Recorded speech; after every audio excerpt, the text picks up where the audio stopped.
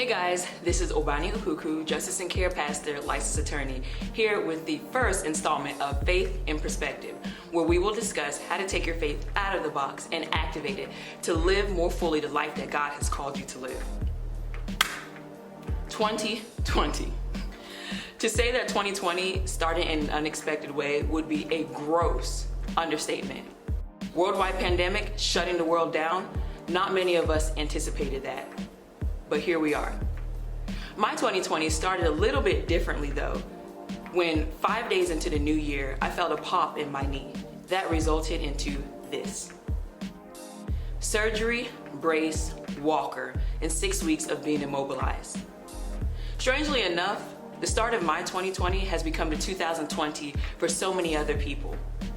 Immobilized, physically distant, and faced with ourselves. Within a span of 3 months, people went from 2020 is my year to 2020 is a hot mess. And in the midst of all of that, we ended up losing the one thing that could help us survive during this season: perspective. Our ability to view circumstances differently. You see, perspective is so important. It can help us maintain hope, focus on the things that we can control, and be the determining factor in how we experience and live out our lives, especially our faith. 2 Corinthians 4:18 says, "So we fix our eyes on what is unseen, not what is seen. For what is seen is temporary, but what is unseen is eternal." Perspective matters. It matters because it largely impacts our ability to fix our eyes on what is unseen versus what is seen, which today is pandemonium. So how do we regain or get fresh perspective in a season that has seemingly derailed so many of our lives? First, we ask God. Ask God to help shape your perspective, to see what it is that He is doing in this season. Going into surgery, I felt like I was in a pretty good place in my life.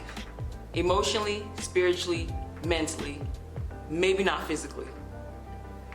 So imagine my surprise when 2 weeks into my recovery, I was filled with all these uncomfortable emotions, unsettling feelings that I had no clue where they came from. So I cried out to God, and He gave me 2 passages, one in the book of Matthew and one in the book of James, that largely shaped my perspective for the next 6 weeks, helping me view my recovery not as a restriction, but rather as a time and opportunity for the Lord to do refining work in me, to heal some brokenness and take care of some sin in my life. Second, we acknowledge and we surrender. We acknowledge that our ways are not God's ways. Isaiah 55:8-9 says that God's thoughts are higher than ours. His ways are higher than ours as well. And His thoughts and His ways are not ours. Because things don't look as we would expect in our lives, doesn't mean that God is not moving. Third, we have grace for ourselves. We have grace for ourselves as we wrestle with gaining fresh perspective and as we wrestle through seasons of pandemonium. None of us have been in a worldwide pandemic, maybe save for those 2 people they said lived during the Spanish flu.